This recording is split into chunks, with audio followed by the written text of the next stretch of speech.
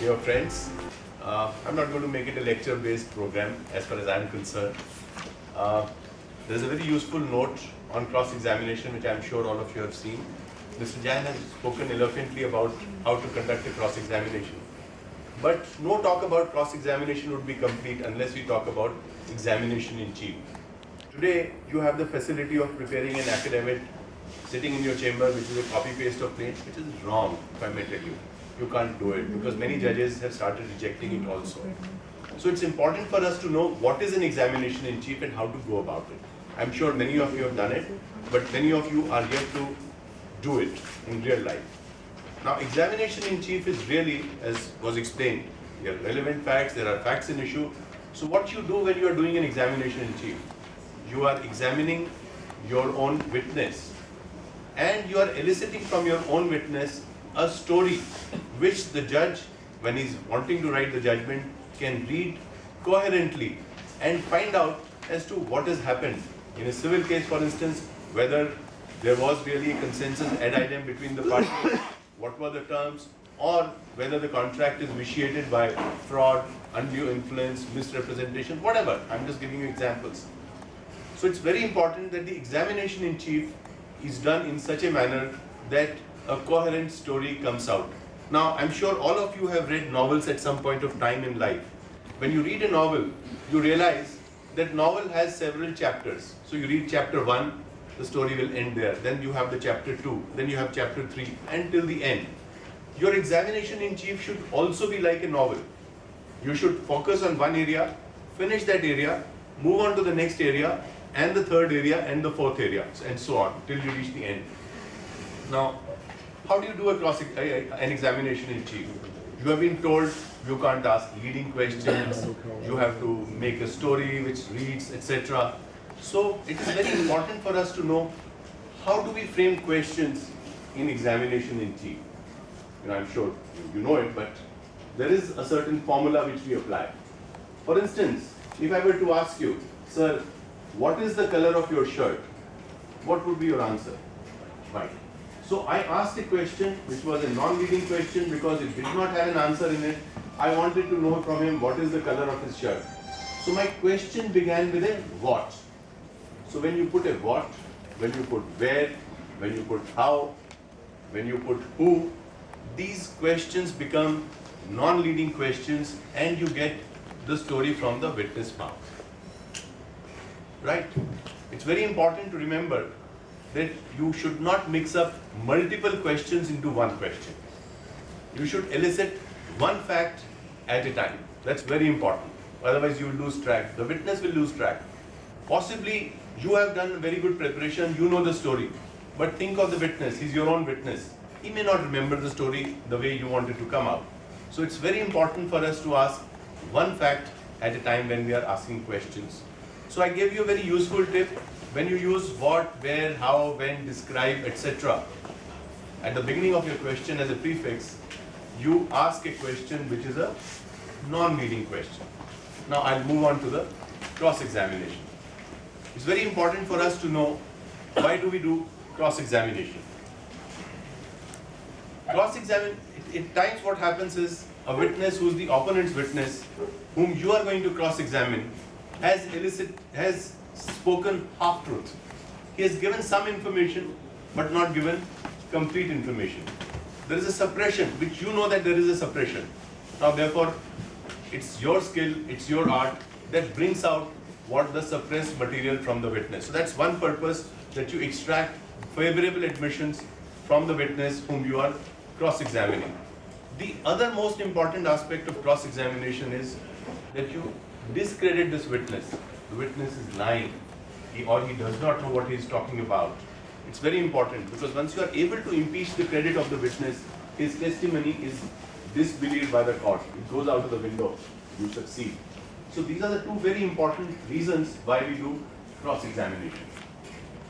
Now let me tell you, all of you have seen a bayonet, a rifle with a yes, Sangeet, absolutely yes. Now with a bayonet, if you have in hand, you can virtually kill anyone except sit on it. So cross-examination is like a bayonet. It's in your hand. It's a very important weapon and tool in your hand. You can virtually kill the opponent. except sit on it. And as my learned friends explained, you should know when to stop. You should know what not to ask. You should know what to ask, etc. All that is very important. Some useful tips I would like to give you as far as cross-examination is concerned.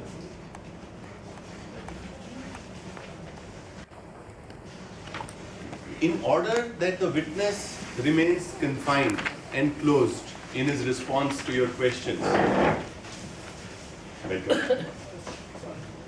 your questions, if they are closed questions, if they are leading questions, witness will only say yes or no, depending upon what you want the witness to say. Color of your shirt is white, isn't it? How would you respond? Yes. Yes. So you've only got one answer, yes. It was a leading question. It was a closed question. What is a leading question? Leading question is a question which suggests an answer. A non-leading question is a question which does not suggest an answer, which elicits a response or a statement from the witness. What is the color of your shirt? I don't know. I mean, the lawyer does not know. Witness has to speak because witness is spelling out the story.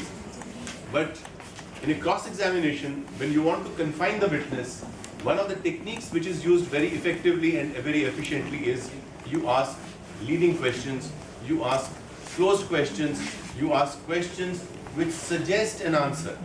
That's extremely important because if you ask a non-leading question or an open question, possibly that might give the witness a room to escape, which you may not want. Of course, there could be situations when you have to ask a non-leading question to elicit something out of the witness, but that's a skill that you develop over the years once you start cross-examining witnesses. So that's one area which is very important, that you have to contain the witness by asking questions which are closed questions.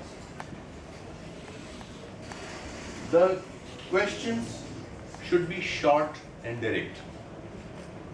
You've seen sometimes, all of us have witnessed sometimes, the questions are very complex. Very complex. When you went there and you saw the car running and the car was honking and the car was being driven rashly and negligently, what was the time of the day? Now, all the prefixes irrelevant. So cut it out. Questions should be short. Also, as this note says, once you have got an important and favorable admission, do not ask the witness to explain. Because witness will realize possibly his folly or his mistake and will try to qualify that statement, will try to improve upon it. So it's very important for you to know when to stop.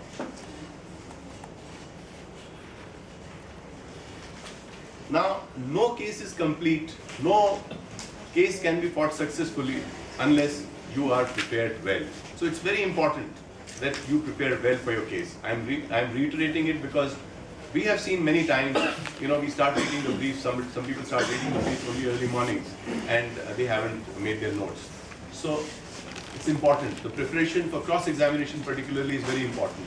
And for a good preparation, it's very important that you know what is the case of the opposite side, what is your case, what is the case that has been built up, what are the facts and issue as was pointed out. It's very important for you to know. You cannot go on aimlessly in cross-examination. It is very dangerous sometimes to ask questions in cross-examination of which you don't know the answers because you don't know what way the witness will go. So be very careful before putting such questions where you're not sure of the answers. Of course, a skillful cross-examiner may at times take a chance and turn around the witness, but that's after you have acquired sufficient skills and you can then mold your questions accordingly.